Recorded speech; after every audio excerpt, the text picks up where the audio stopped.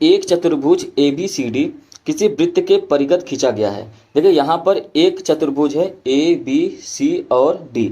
ये चतुर्भुज जो है ये कहाँ खींचा गया है? एक वृत्त के परिगत, मतलब एक वृत्त के ऊपर ऊपर खींचा गया है।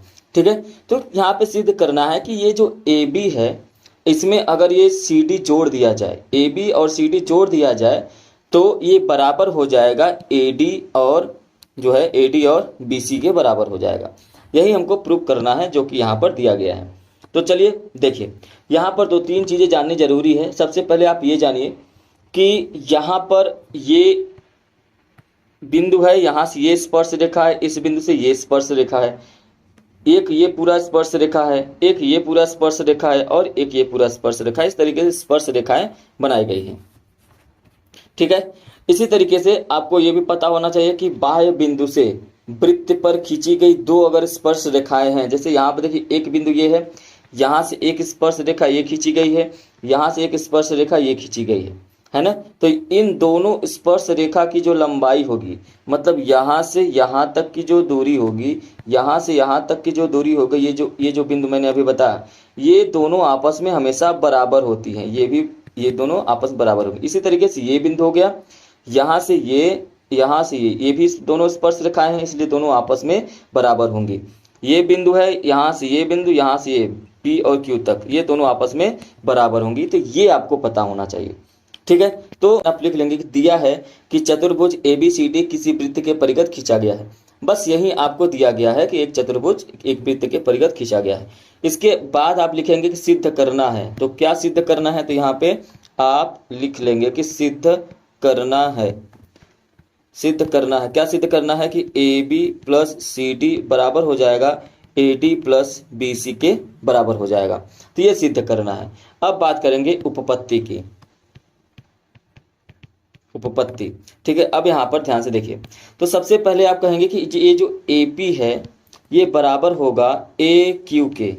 कैसे बराबर होगा? जैसा मैंने अभी बताया कि AP जो है वो AQ के बराबर होगा, क्योंकि दोनों स्पर्श रेखाएं हैं। उसी तरीके से BP BS के बराबर होगा, तो ये भी लिख लेंगे कि BP बराबर BS। उसी तरीके से आप अब लिखेंगे CS बराबर CR, CS बराबर CR, CS बराबर CR हो जाएगा। नेक्स्ट में अगर आप लिखेंगे DQ बराबर DR, DQ बराबर DR, DQ बराबर DR। तो इस तरीके से आपने पूरा लिख लिया।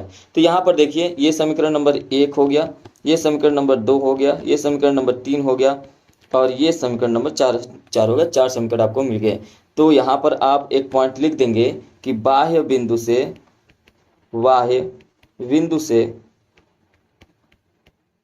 वृत्त पर खींची गई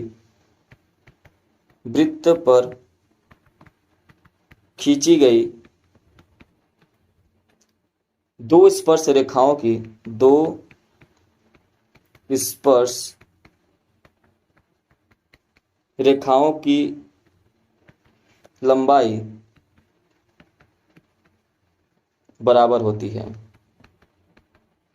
लंबाई बराबर होती है। तो ये आपने लिख लिया।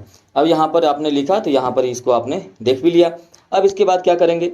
तो यहाँ पर ये जो समीकरण चारों दिए रखे हैं, चारों समीकरण को आपस में जोड़ देने पे, तो यहाँ पर लिख देंगे समीकरण 1, 2, 3 तथा 4 को जोड़ने पर, ठीक है। तो जब समीकरण 1, 2, 3, 4 को जोड़ेंगे तो एक तरफ क्या बन जाएगा?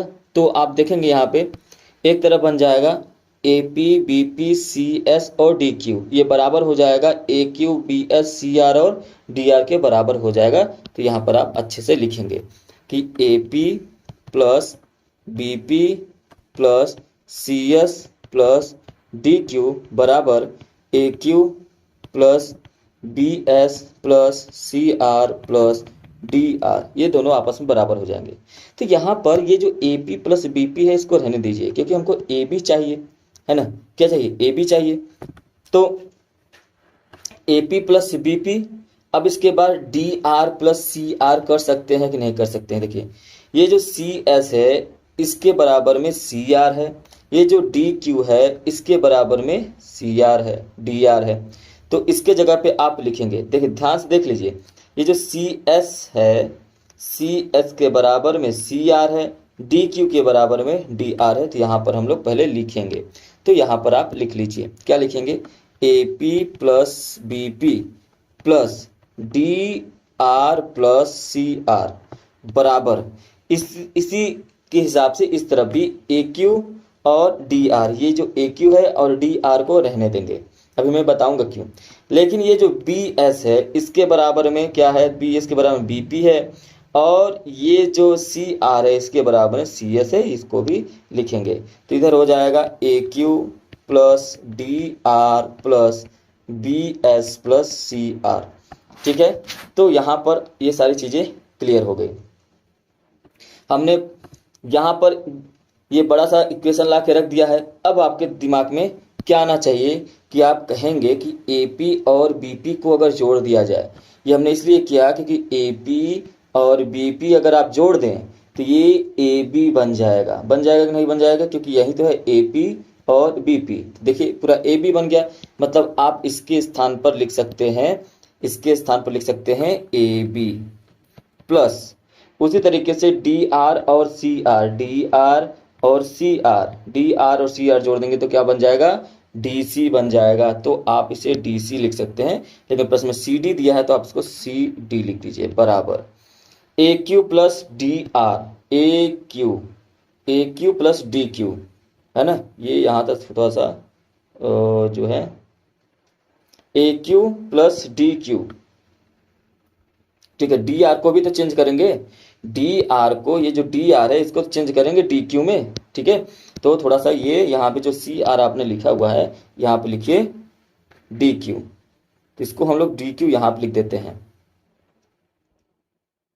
ठीक, तो ए क्यू प्लस जो डी क्यू बना तो इसके बराबर क्या हो जाएगा, A Q plus D Q के बराबर हो जाएगा ए डी प्लस, अगर आपको बी सी प्राप्त करना है तो यहाँ पर क्या होगा, तो यहाँ पर पहले तो कर लीजिए सी एस, क्योंकि सी आर के बराबर क्या है, सी एस है।